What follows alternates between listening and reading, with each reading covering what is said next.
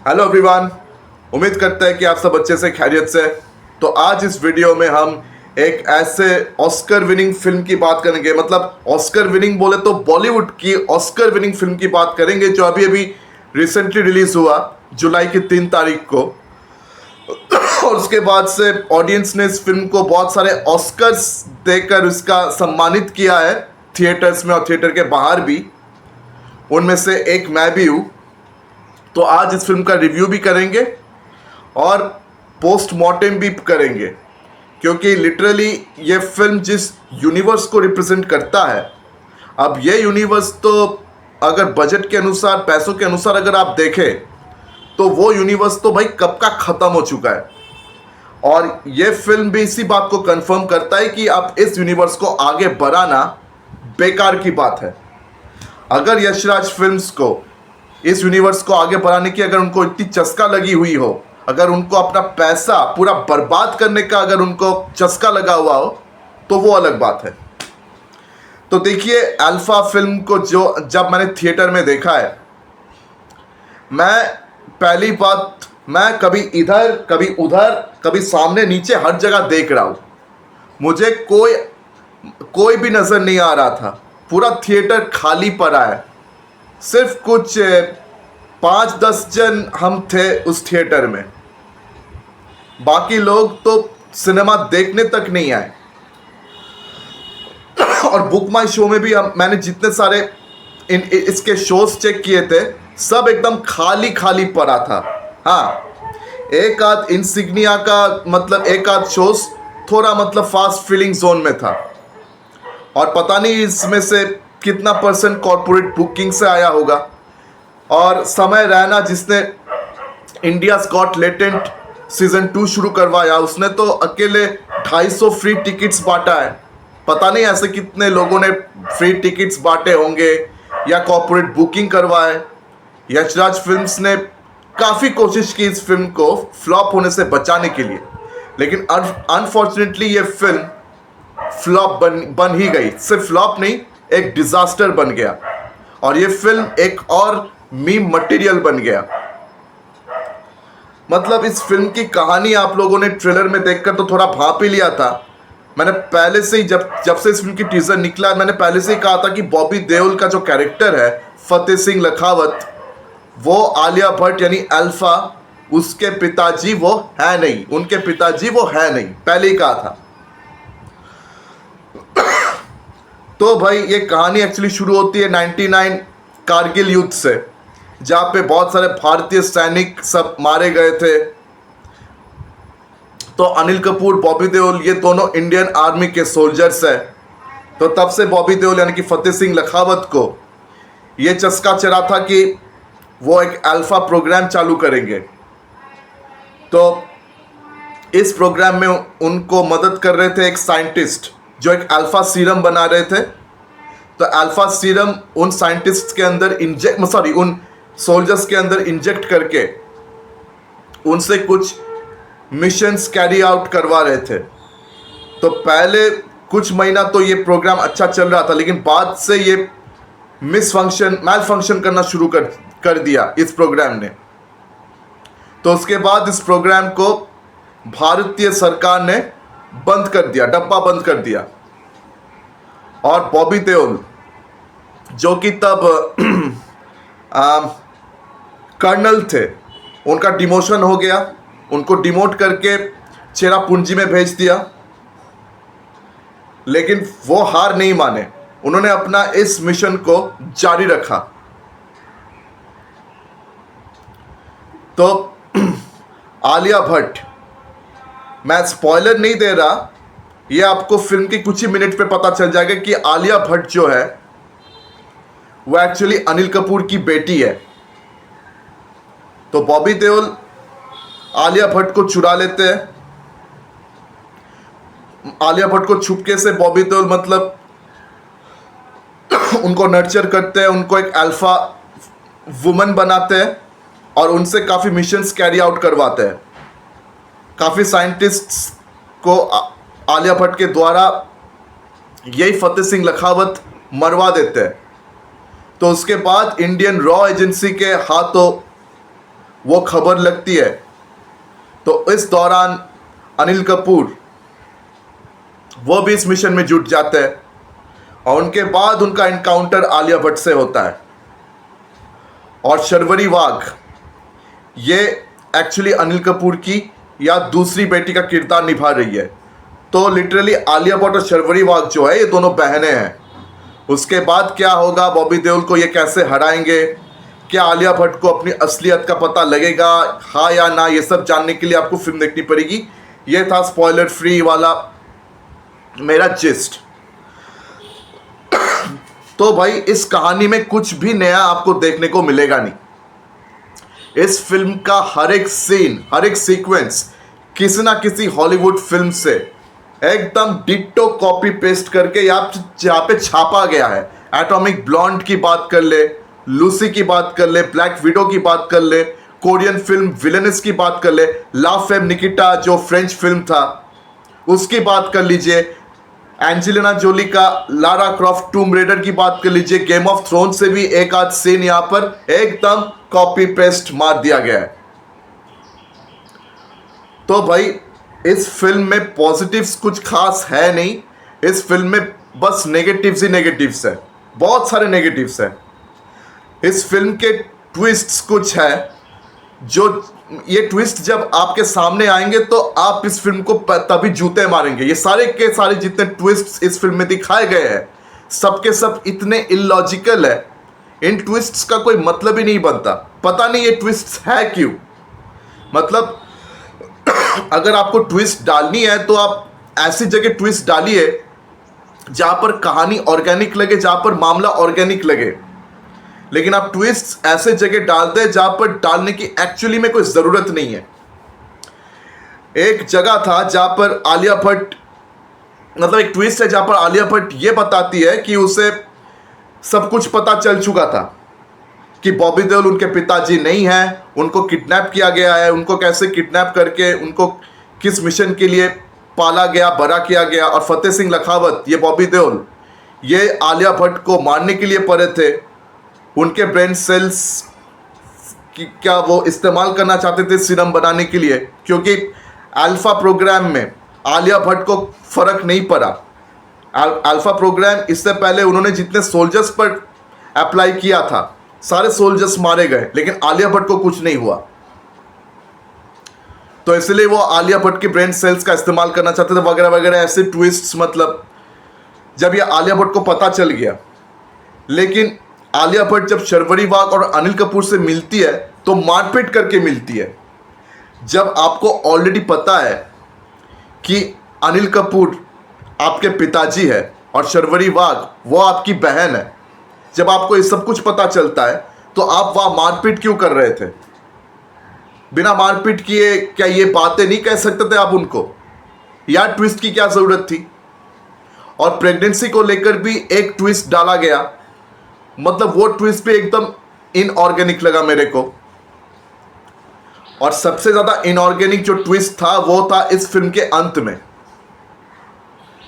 तो आप में से बहुत लोगों ने शायद इस फिल्म को देख लिया होगा, और जिन्होंने अभी तक इस फिल्म को नहीं देखा है मैं उनको अभी से वार्न करता हूं कि आप मेरे वीडियो को स्किप कर सकते हैं अगर आप इस फिल्म को देखना चाहते हैं तो। लेकिन फिर भी तो चलिए ट्विस्ट के बारे में बात कर ही लेते हैं। तो अंत में बॉबी देओल ये पाकिस्तानी एजेंट निकलते, फतेह सिंह लखावत ये पाकिस्तानी एजेंट निकलते। तो आप मुझे एक बात बताइए, फतेह सिंह लखावत नाम का एक सोल्जर था जिनका आइडेंटिटी चुरा कर ये बॉबी देओल फतेह सिंह लखावत मतलब इंडियन आर्मी में घुस जाते हैं। तो भाई उस नाम का ऑलरेडी एक सोल्जर था, तो उस सोल्जर का फोटो, आईडी ये सब भी आर्मी कंप्यूटर्स में, आर्मी डोमेन में अवेलेबल होगा। इंडियन आर्मी में जितने सोल्जर सर्व करते हैं उन सब का इंफॉर्मेशन उनके कंप्यूटर्स में, उनके डोमेन में अवेलेबल होता है कि नहीं? यस और नो? होता है। तो फतेह सिंह लखावत का फोटो, आईडी ये सब अवेलेबल है। तो ऐसे कैसे बॉबी देओल पाकिस्तान से आकर उनका आइडेंटिटी चुरा कर ये फतेह सिंह लखावत बन जाते हैं? और ऊपर से आर्मी में कोई इनको पहचान नहीं पाता, कोई इनको नहीं पहचानता, बड़े आसानी से वो इंडियन आर्मी को ऐसे ही इन्फिल्ट्रेट कर बैठते हैं। और अनिल कपूर को भी इतने सालों से ये नहीं पता होता है कि ये पाकिस्तानी एजेंट है। मतलब यहाँ पर इंडियन रॉ एजेंसी का काइंड ऑफ मजाक उड़ाया गया है, मजाक बना दिया गया इंडियन रॉ एजेंसी का। भाई ऐसी कहानी एक्चुअली में पाकिस्तानी आर्मी में हुआ था। आपको पता ही होगा रविंद्र कौशिक, उम्मीद करता हूं कि आप रविंद्र कौशिक के बारे में जानते हैं, जिनको ब्लैक टाइगर कहा जाता है। वो पाकिस्तान में स्पाई के हिसाब से उनको भेजा गया था। रविंद्र कौशिक पहले थिएटर के अभिनेता थे, तो उनको रॉ ने रिक्रूट किया, उनको जोरदार ट्रेनिंग देने के बाद उनको पाकिस्तान भेजा। वहां जाके रविंद्र कौशिक ने धीरे धीरे ग्रास रूट लेवल से अपना काम शुरू किया। फिर पाकिस्तान आर्मी को उन्होंने धीरे धीरे मतलब ग्रेजुअली इन्फिल्ट्रेट किया और वहां का वो मेजर बन चुके थे, वहां का जनरल बन चुके थे। रविंद्र कौशिक वहां का शायद वो मेजर या जनरल, बहुत बड़े पोस्ट तक वो जा चुके थे और भारत के कम से कम 20,000 सैनिकों की जान उन्होंने पहले से इंटेल देकर बचाया था। रविंद्र कौशिक ने पहले से भारतीय सरकार को सारा इंफॉर्मेशन देकर भारतीय सैनिकों की जान बचाई। 20,000 से ज्यादा भारतीय सैनिकों की जान उनके वजह से बच गई। हाँ, वो अलग बात है कि हमारे जो प्राइम मिनिस्टर थे मोरारजी देसाई, उनकी नादानी के वजह से हमारे बहुत सारे स्पाई पकड़े गए, जिनमें से रविंद्र कौशिक भी एक है। फिर काफी साल जेल में टॉर्चर होने के बाद 2001 में पाकिस्तानी जेल में अपना दम तोड़ दिया। तो एक्चुअली में ये कहानी हमारी स्पाई की थी जो पाकिस्तान में इन्फिल्ट्रेट किए। पाकिस्तान का कोई भी स्पाई आज तक इस लेवल तक हमारे देश में इन्फिल्ट्रेट कर नहीं पाए।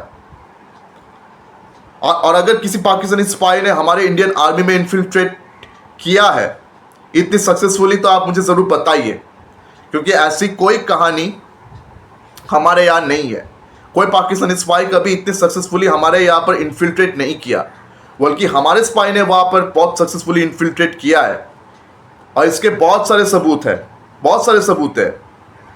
तो काइंड ऑफ बॉबी देओल को पाकिस्तानी एजेंट बनाकर फिर से यशराज ने काइंड ऑफ पाकिस्तान को जैसे अच्छा ही दिखा दिया। इससे पहले हर एक यशराज की फिल्मों में, खासकर उस स्पाई यूनिवर्स में, पाकिस्तान और इंडिया की दोस्ती, भाईचारा, अमन की आशा, इन सब की बातें हुई।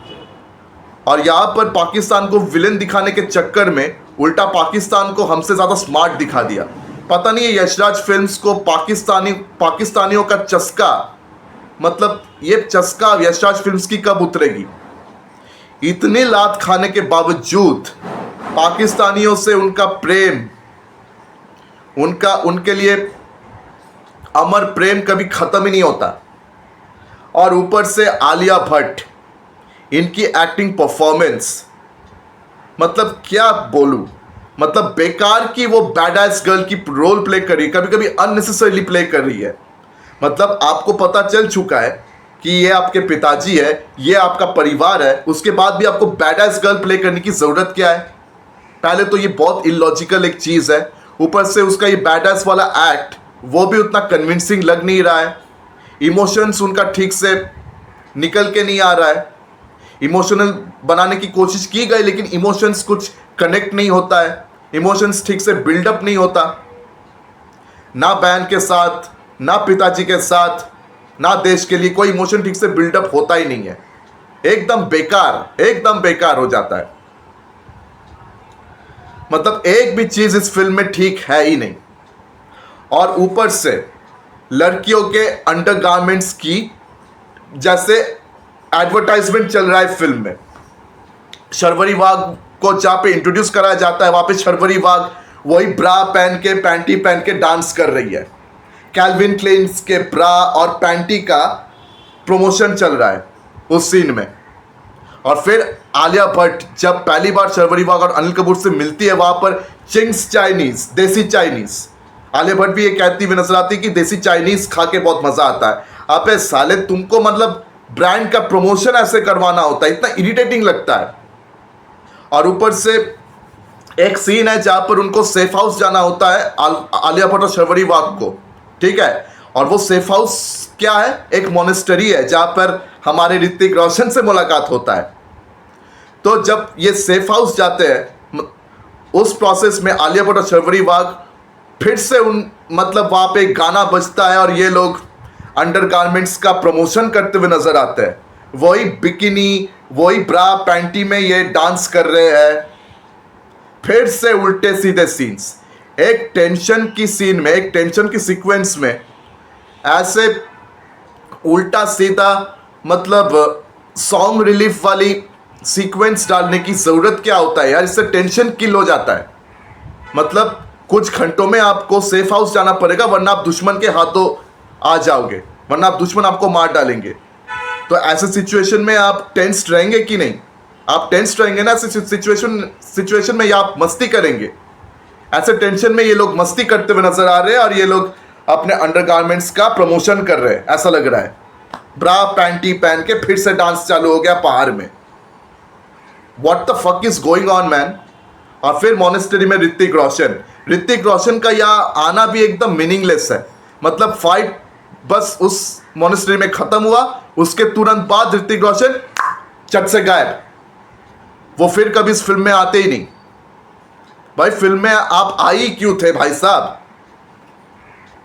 एक भी सीन लॉजिकल नहीं है, एक भी सीन लॉजिकल नहीं है। मतलब क्या से क्या हो रहा है? और ये बॉबी देओल का पाकिस्तानी कैरेक्टर वाला जो ये ट्विस्ट है, इसको भी लगता है एकदम अंत में डाला गया धुरंधर देखने के बाद। मतलब उस ट्विस्ट को भी जैसे धुरंधर से लिया गया है, धुरंधर को देखने के बाद उस ट्विस्ट को यहां पर डाला गया। तो आजकल धुरंधर से भी ये यशराज फिल्म्स ने कॉपी करने की एक नाकाम कोशिश की। एक्चुअली सिर्फ धुरंधर से नहीं, रविंद्र कौशिक के लाइफ से भी कॉपी करने की एक नाकाम कोशिश किया। तो सब कुछ मिलाकर अल्फा एक ऐसा फिल्म निकला है जिसको देखने के बाद हर कोई रिग्रेट करेगा। खासकर थिएटर्स में जिन्होंने पैसा बर्बाद करके इस फिल्म को देखा है, वो बहुत रिग्रेट करेंगे, वो सब अपने सर पीटेंगे, इस बात पे कोई शक नहीं। तो आप में से किन्होंने अपना पैसा बर्बाद करके इस फिल्म को देखा है और आपको ये फिल्म कैसे लगी है, मुझे कमेंट सेक्शन में आके ज़रूर बताइए, ज़रूर बताइए। और अगर कोई आपको आकर ये कह रहा है कि अल्फा बहुत अच्छा चल रहा है, बहुत अच्छी फिल्म है, बहुत बड़ी हॉल में मैंने फिल्म देखा है, अगर कोई आपको आके ये बात कह रहा है, तो आप समझ जाइए कि वो एक पीआर है, आलिया भट्ट की पीआर है, और उनके तरफ से उनको पैसा भी मिला हुआ है। उनका पैसा खाकर वो आपको झूठी रिव्यू दे रहे हैं कि ये बहुत बढ़िया फिल्म बनी है, बहुत बड़ी थिएटर में देखा है, या आलिया भट्ट की परफॉर्मेंस बहुत अच्छी है। बहुत झूठा पीआर है ये। Okay, it's a wrong PR. अगर आपको आके कोई ये कहे तो आप उसके बात में बिल्कुल भी विश्वास मत कीजिए, वरना आप बहुत रिग्रेट करेंगे, बहुत पछताएंगे। मैं कह रहा हूं आपको, बहुत पछताएंगे आप। और ऊपर से हर किसी का एक सवाल है कि आलिया भट्ट को इतना ट्रोल करने की क्या जरूरत है? आलिया भट्ट की ट्रोल मीनिंगलेस है, बहुत लोगों का कहना है। तो देखिए, आलिया भट्ट का जिस तरह का नेचर है, जिस तरह की उनका चरित्र है, और जिस तरह की ये औरत है, जिस तरह से ये बात करती है, जिस तरह से ये पेश आती है, उसके बाद लोग इनको ट्रोल नहीं करेंगे तो क्या करेंगे? लोग इनसे प्यार करेंगे? आप कभी आलिया भट्ट जैसे एक लड़की से ना कभी प्यार कर ही नहीं सकते। मतलब इसके जैसा स्पॉइल्ड ब्रैट आज तक कभी देखा नहीं है। मतलब बॉलीवुड में आलिया भट्ट को हर एक चीज परोसा गया है। एक भी चीज आलिया भट्ट ने अचीव नहीं की है, उसको परोसा गया लिटरली। ठीक है, सिल्वर स्पून गोल्डन स्पून से उसको हर एक चीज परोसा गया, हर एक फिल्म उसको परोसा गया। एक भी सिनेमा उसको टैलेंट के बेसिस पे नहीं मिला है, लिख लीजिए आप। और ऊपर से आलिया भट्ट ये हर बात चिल्ला चिल्ला के बात करती है।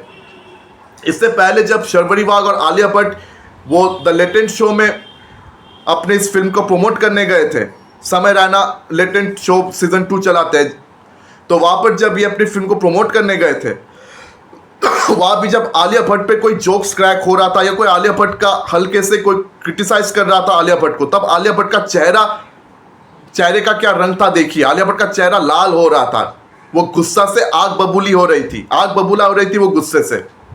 और शर्वरी वाघ अपने ऊपर सारे जोक्स को कितनी स्पोर्टिंगली उसने एक्सेप्ट किया, शर्वरी वाघ ने फुल एंजॉय किया। लेकिन आलिया भट्ट अपने ऊपर एक जोक, एक क्रिटिसिज्म तक ले नहीं सकती, और ये एक्ट्रेस बनी है।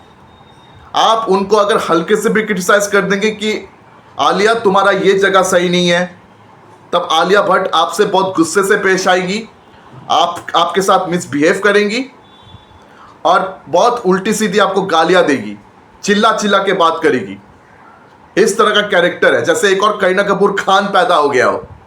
करीना कपूर और आलिया भट्ट के कैरेक्टर में ज़्यादा फर्क नहीं है। बहुत चिल्ला के बात करते हैं, बहुत मिसबिहेव करते हैं, बहुत बुरे बर्ताव करते हैं।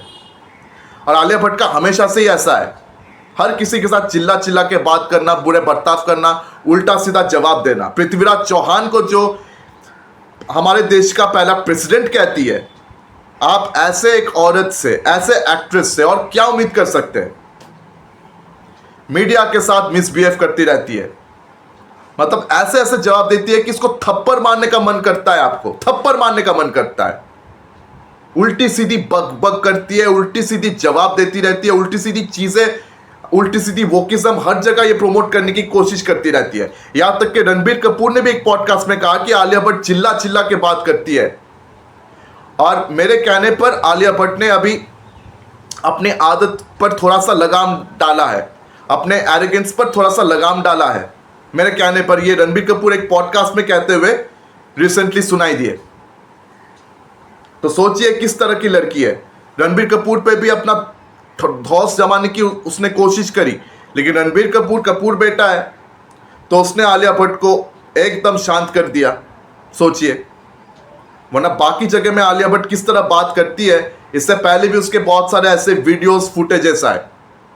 और वो अवार्ड शो याद है जो आलिया भट्ट होस्ट कर रही थी, जहां पर जाकिर खान ने आलिया भट्ट को अच्छा जवाब दिया था। मतलब उस शो को लिटरली जाकिर खान, सौरभ द्विवेदी, मनीष पॉल जैसे कॉमेडियंस और सुनील ग्रोवर जैसे कॉमेडियंस ने बचाया था। आलिया भट्ट ने उस शो पे पूरा हक दिया था, एक भी कॉमेडी उससे हो नहीं रहा था, वो एंटरटेन बिल्कुल भी नहीं कर पा रही थी। फिर गोल्डी बहल ने जिस तरह आलिया भट्ट की एक झूठी तारीफ करी थी, बहुत तारीफ करी थी, और जाकिर खान को कहा था यू कुड डू बेटर। फिर जाकिर खान ने जब जवाब दिया, फिर आलिया भट्ट ने किस तरह पेश आ रही थी, आपको याद है ना आलिया भट्ट तब किस तरह पेश आ रही थी। वो जाकिर खान को कह रही थी एनफ, मैं जिस तरह वो बोल रही थी। सोचिए, जो लड़की, जो एक्ट्रेस अपने ऊपर एक क्रिटिसिज्म ले नहीं सकती, जो एरोगेंटली बात करती है, यहां तक कि ये भी कह देती है कि अगर मेरी फिल्म आपको पसंद ना आए तो आप मेरी फिल्म देखिए मत, मुझे फर्क नहीं पड़ता, आप मेरी फिल्म मत देखिए, I don't give it a dam, इस तरह की बात करती है। उसके बाद उसे लोग ट्रोल नहीं करेंगे तो क्या इज्जत करेंगे। इस तरह के डायलॉग देने के बाद करीना कपूर, आलिया भट्ट या विजय देवरकोंडा, उनका आज कोई भी फिल्म चलता है? बताइए आप, है ना। तो आलिया भट्ट के साथ यही हो रहा है। लॉकडाउन के बाद से आलिया भट्ट को एक भी बड़ा हिट मिला नहीं है सिवाय गंगूबाई काठियावाड़ी के, वो भी संजय लीला भंसाली का डायरेक्ट किया हुआ सिनेमा है इसलिए। वरना आलिया भट्ट के अपने टैलेंट पर, अपने दम पर कोई फिल्म आजकल चल रहा है क्या? नहीं। इसलिए आलिया भट्ट की ट्रोलिंग होती है, और मेरे ख्याल से बिल्कुल सही ट्रोलिंग होती है, एंड शी डिजर्व्स इट। और हाँ, जिन्होंने अल्फा फिल्म का इतना प्रमोशन किया, हमारे बॉलीवुड के जो मेन नेक्सस है, सलमान, शाहरुख, आमिर, सैफ अली खान और बाकी वगैरह वगैरह, सब ने अल्फा का बहुत तारीफ किया। ऋतिक रोशन ने भी अल्फा का बहुत तारीफ किया। इस तारीफ से भी भाई किसी को कुछ फर्क नहीं पड़ा। ऑडियंस ने इस फिल्म को जरा सा लात मार दिया, और ये फिल्म अब तक फ्लॉप साबित हो चुका है। अभी तक इस फिल्म को हिट बनाने की कोशिश की जा रही है, लेकिन यकीन मान लीजिए कि फिल्म ऑलरेडी फ्लॉप हो चुका है। सुना है कि 9 करोड़ का ओपनिंग लिया है इस फिल्म ने, उसके बाद हल्का सा ग्रोथ लिया, लेकिन इस फिल्म को हिट कराने के लिए वो काफ़ी नहीं है। ये फिल्म ऑलरेडी फ्लॉप डिक्लेयर हो चुका है, और बहुत सारे थिएटर्स खाली पड़े थे। लोग मतलब गए नहीं इस फिल्म को देखने, लोगों का कोई मन ही नहीं था इस फिल्म को देखने का, यकीन मानिए। और ऊपर से ये खान वाले और ऋतिक रोशन, इनको लगता है कि भाई इनके कहने पर दुनिया चलता है, इनके कहने पर भारत देश चलता है, लेकिन नहीं, इनके कहने पर कोई नहीं चलता। इनका ज़माना ख़त्म हो चुका है। और ऋतिक रोशन, अगर आपको सुधरना है ना, तो आप अभी से अपने रास्ते आप अभी से बदल लीजिए। अगर आपको हिट फिल्म देना है तो आप अभी से अपना रास्ते बदल लीजिए। और धुरंधर के नाम पर जो ज्ञान आप फैल रहे थे कि प्रोपेगेंडा फिल्म है और डायरेक्टर्स की जिम्मेदारी होती है कि वो अपने ऑडियंस को सही दिशा दिखाए। इस तरह की ज्ञान पेलना अगर आप बंद नहीं करेंगे ना, तो ऋतिक रोशन जी आप अगला हिट फिल्म देना भूल ही जाइए, क्योंकि कर्म हम आपके साथ करेंगे। और बाकी खान्स की क्या बात करें, जो भारत के होकर भारत को अपना देश मानने से इनकार करते हैं, जो भारत के होकर भारतीय कहने पर इन्हें शर्म आती है, उनके बारे में और क्या बातें करूं। ऐसे लोग प्रमोट करते हैं इस फिल्म को, फिर भी ये फिल्म चलती नहीं है। उसके बाद अब कहिए कि अल्फा के साथ आज जो कुछ भी हो रहा है, आज लोग अल्फा को लेकर जो कुछ भी बोल रहे हैं, क्या वो गलत है? क्या किसी भी एंगल से गलत है? जो फिल्म यूनिवर्स शुरू से ही पाकिस्तान और इंडिया की दोस्ती सेलिब्रेट करते आए हैं, एक था टाइगर से लेकर हर फिल्म में पाकिस्तान इंडिया की दोस्ती सेलिब्रेट करते आए हैं, और वही सारे कॉमन चीजें बार बार रिपीट किए जा रहे हैं, एक के बाद एक हॉलीवुड फिल्म से सीक्वेंसेस कॉपी पेस्ट करके चलाते जाते हैं। और ऊपर से उदय चोपड़ा, आदित्य चोपड़ा जैसे स्टोरी राइटर्स, सलाम है आप लोगों को भाई साहब, सलाम है। पता नहीं इतनी बेशर्मी आप लोगों में कहां से पैदा हो जाता है। मतलब भगवान ने लगता है आप लोगों को बहुत पैसे दे दिए होंगे, ऐसा लगता है जैसे अदानी अंबानी ने अपना पूरा प्रॉपर्टी आप लोगों का नाम कर दिया होगा कि इतना पैसा आप लोगों के पास आ गया उड़ाने के लिए, उड़ाइए। और रिसेंटली ये भी सुनने को आया है कि शायद पठान 2 हो सकता है शाहरुख खान यशराज के ऑफिस में दिखे, तो हो सकता है कि शायद पठान 2 का कोई प्लानिंग चल रहा हो। अगर पठान 2 या टाइगर 4 या कोई वॉर 3 हुआ, तो भाई यशराज अपनी जिम्मेदारी से ये फिल्में बनाए। और एक बात मैं यकीन से कह सकता हूं कि अगर ये फिल्में बनी तो इन फिल्मों के साथ भी वही हश्र होगा जो वॉर 2 के साथ हुआ, जो अल्फा के साथ हुआ, जो टाइगर 3 के साथ हुआ। वही हश्र हम यशराज के स्पाई यूनिवर्स के अंतर्गत बाकी फिल्मों के साथ भी करेंगे। तो वाईआरएफ स्पाई यूनिवर्स अभी के लिए रेस्ट इन पीस, अभी के लिए खत्म। अगर यशराज फिल्म्स को अगर और चस्का चरियो पैसा उड़ाने का, तो उड़ाए। तो आप लोगों का क्या कहना है वाईआरएफ स्पाई फ्रेंचाइजी को लेकर, अल्फा को लेकर, या फिर इस फ्रेंचाइजी में काम करने वाले खान्स, ऋतिक रोशन या आलिया भट्ट के मेंटालिटी को लेकर? आप मुझे कमेंट सेक्शन में आके ज़रूर बताएं। तो अगर मेरी वीडियो आप सबको सही लगी हो तो मेरी वीडियो को लाइक करें, ज़्यादा से ज़्यादा शेयर करें, और मेरे चैनल को सब्सक्राइब करना बिल्कुल भी मत भूलिए।